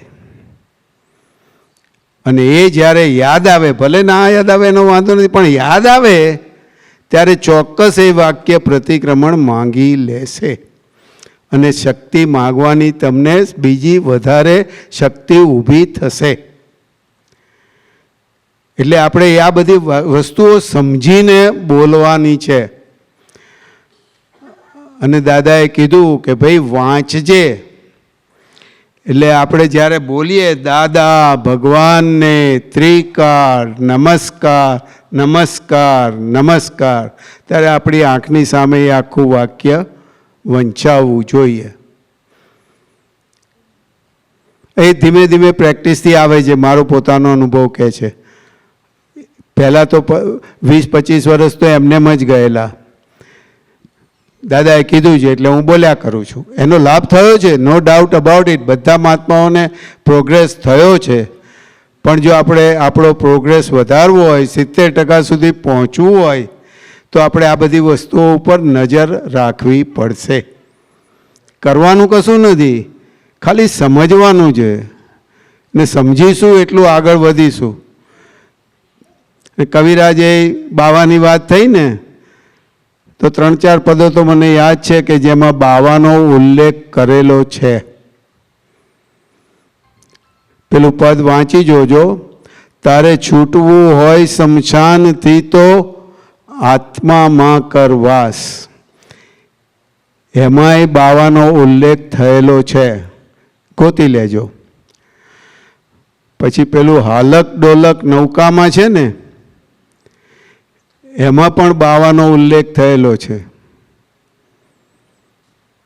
ગોટાળિયો સૂક્ષ્મ બાવો જે દી આખો અગળશે, તે દાડે પૂનમનો ચંદર. પછી મને યાદ નથી આગળ, પણ વાક્ય બહુ જાગૃતિનું પદ છે. એટલે જાગૃતિ માટે એ હાલક ડોલક નૌકામાં આવે છે.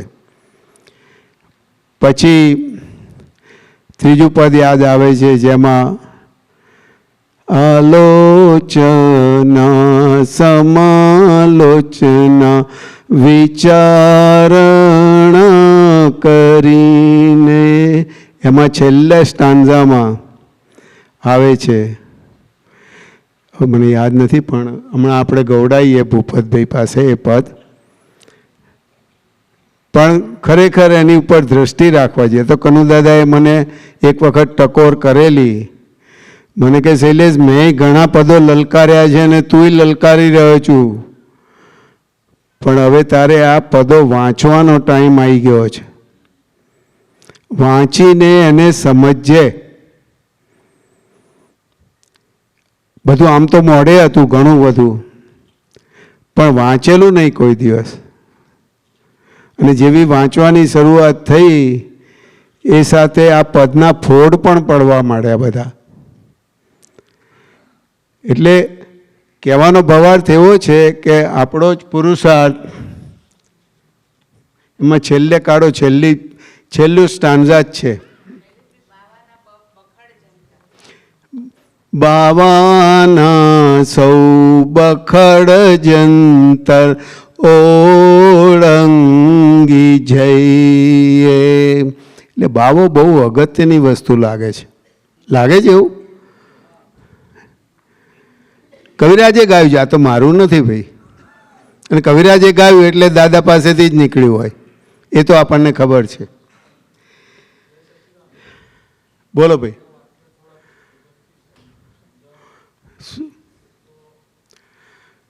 ભાઈ એ તો આપણે ભાવેશભાઈને કહેવું પડશે, મારી ક્યાં સમજાવવાની છે. હા, શુદ્ધાત્મા અનુભવ સિવાય મને જોઈતી નથી, પણ આગળ આપણે પ્રાતઃવિધિમાં મને ખપતી નથી એમ બોલીએ છીએ. હા,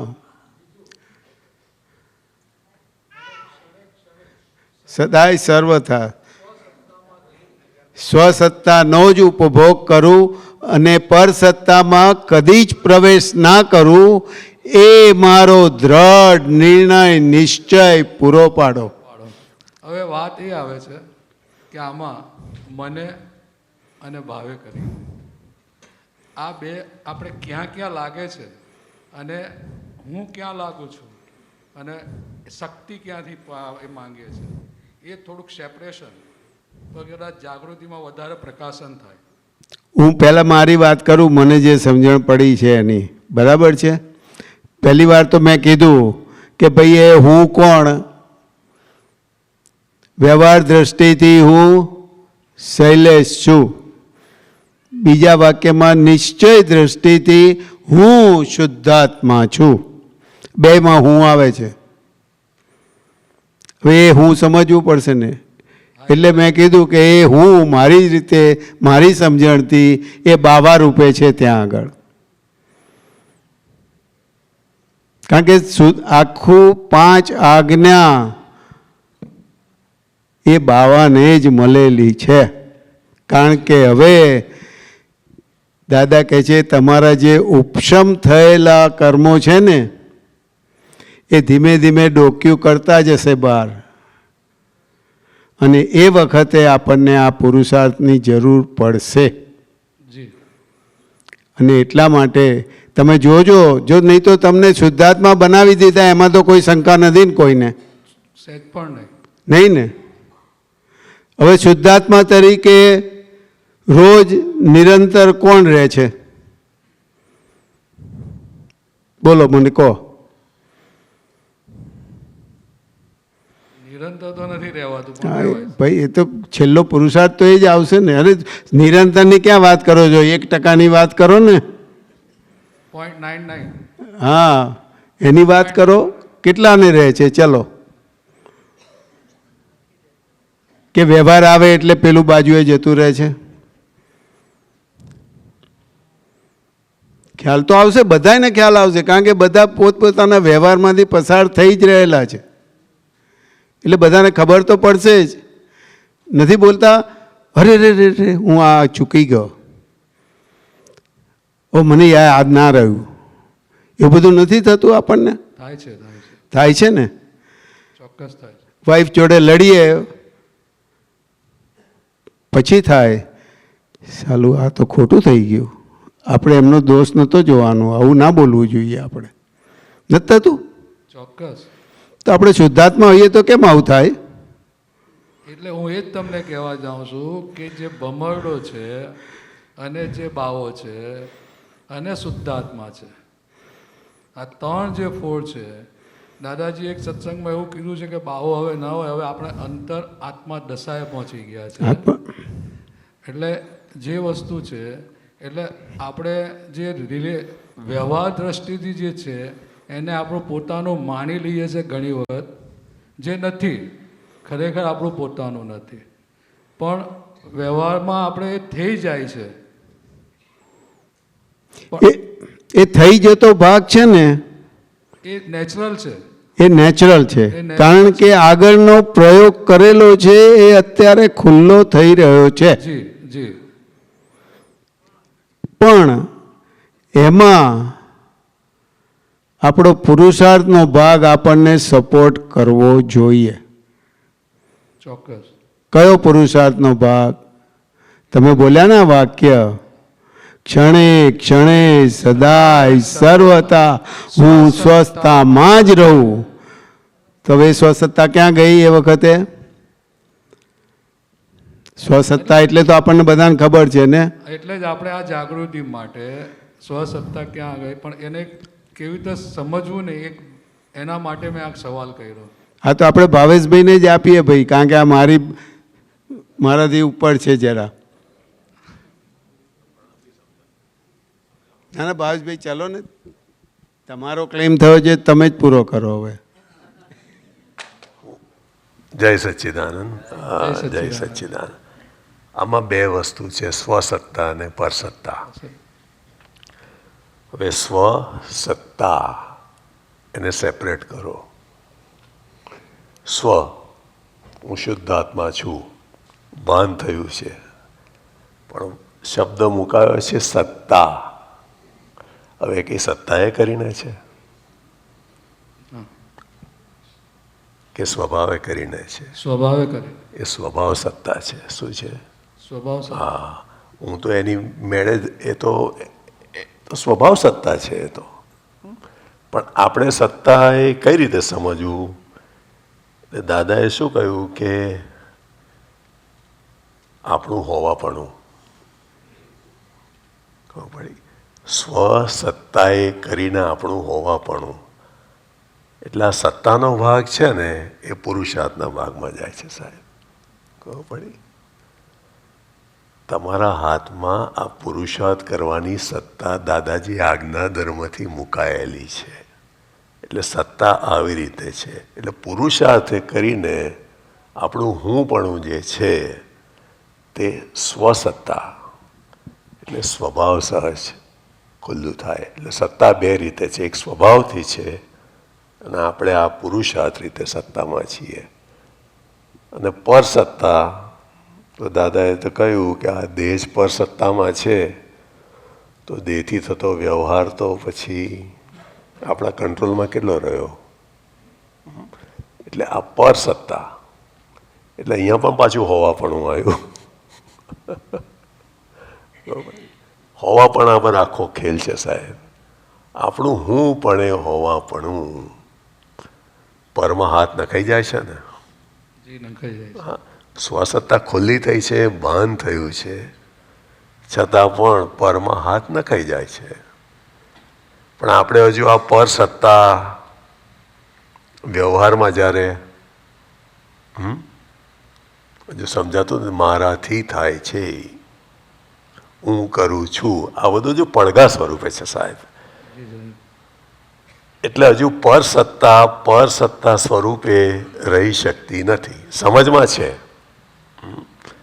એટલે આપણો આખો અકર્તા ભાવ ખાલી, આપણો કર્તા ભાવ ખાલી થઈને અકર્તા પદમાં આપણે ફિટ થઈ જઈએ.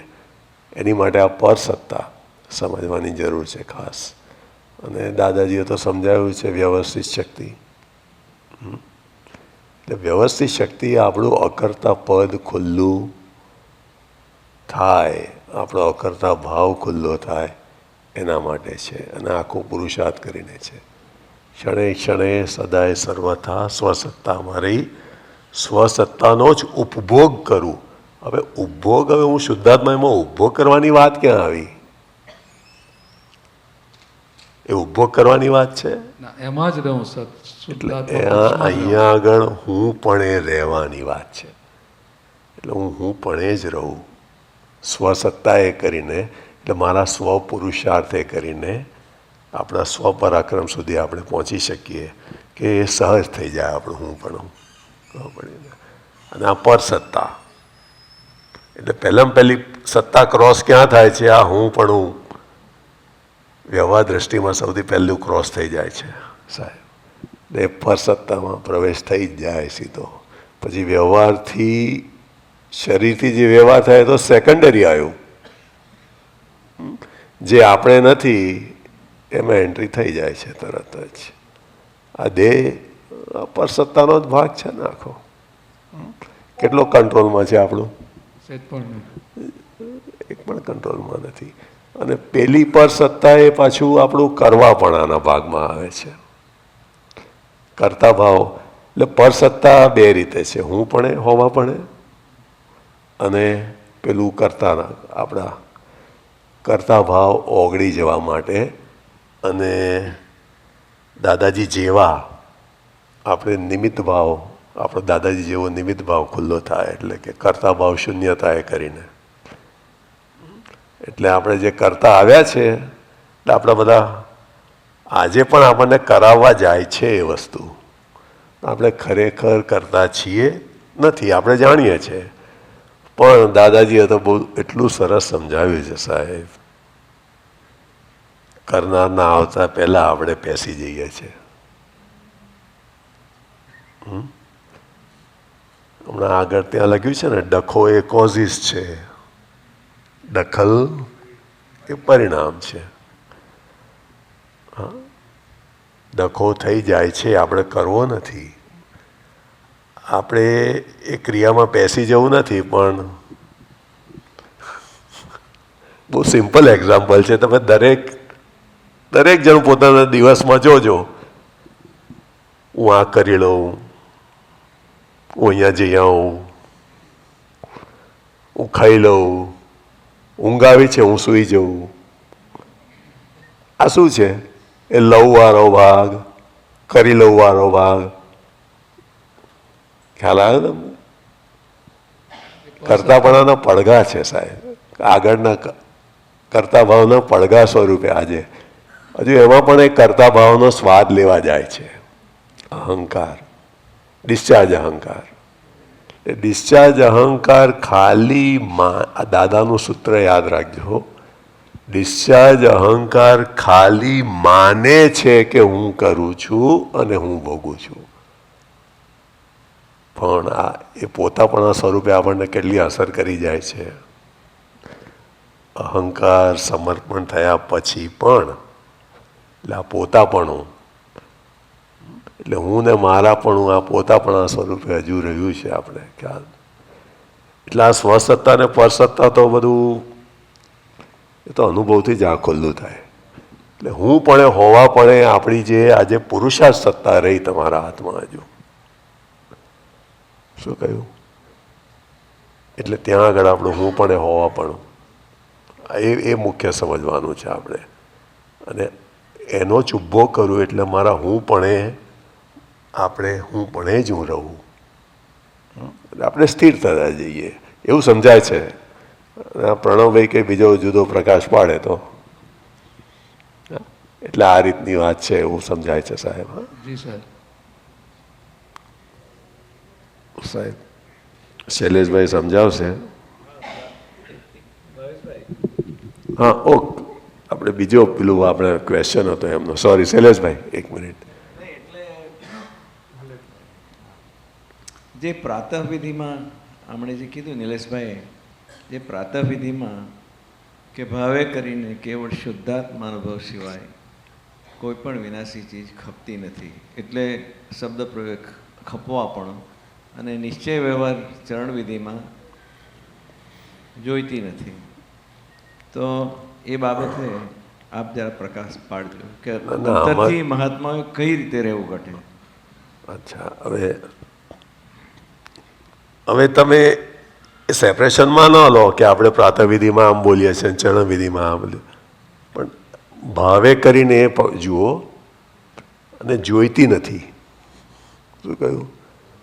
કેવળ શુદ્ધાત્મા અનુભવ સિવાય આ જગતની કોઈ પણ વિનાશી ચીજ મારે જોઈતી નથી.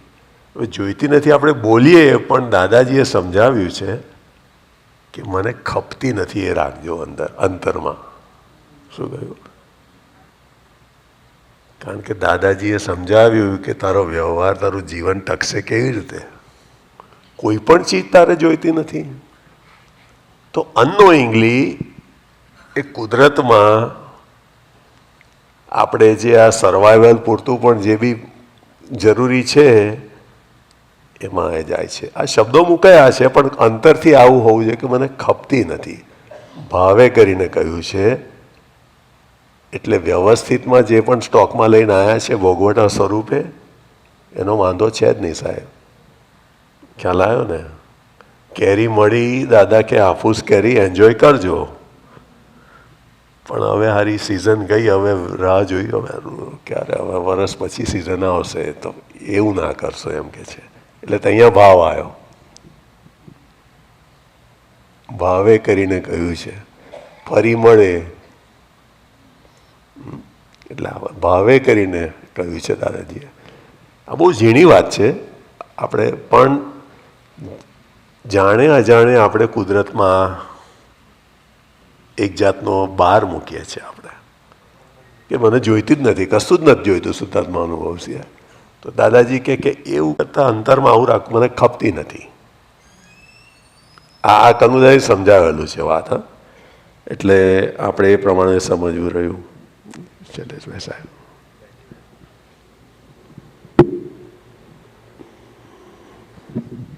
ભાવેશભાઈ સાહેબ છે અહીંયા, એટલે બીજો કોઈ પ્રશ્ન હોય તો પૂછજો. ઉભા રહો 1 મિનિટ ભાઈ.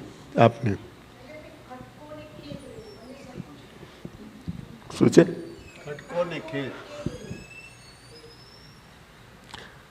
ખટકો ને ખેતો, એ બધું ખટકો રહે એટલે તમને અંદર એ જચતું નથી, એ પોષાતું નથી, એટલું સમજવું આપણે.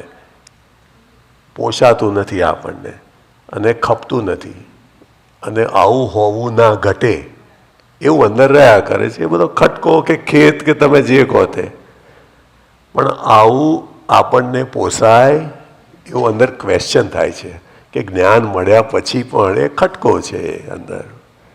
કે હજુ પણ આવા ને આવા જ રહ્યા, કોરા ધાક્કડ, ધોયેલા મૂળા જેવા. ના, એટલે આ બધો ખટકો કહેવાય. અંદર આપણે વાતચીત થાય ને અને એનો પછી ખટકામાંથી પછી તમને ખેદ થાય, અંદર તમને ખૂંચ્યા કરે એ વસ્તુ. ખૂંચે ઇન ધ સેન્સ કે તમને કે આવું ના પોસાય, આવું ના પોસાય, પછી ઘૂંટાયા કરે કે આવું ના હોવું ઘટે. ત્યાં આગળ આપણે એક ભાવ ફેરવીએ છીએ, આવું હોવું ના ઘટે. મારે આવું કરવું નથી એવું નથી કહેતા આપણે. નોટ ઓટ ટુ બી, આવું હોવું ના ઘટે, બસ એટલું જ છે. એટલે આ બહુ શબ્દોમાં તો બહુ પડવું નહીં, પણ દાદાએ કહ્યું કે આ ખૂંચે એ વસ્તુ બી સારી નિશાની કહેવાય.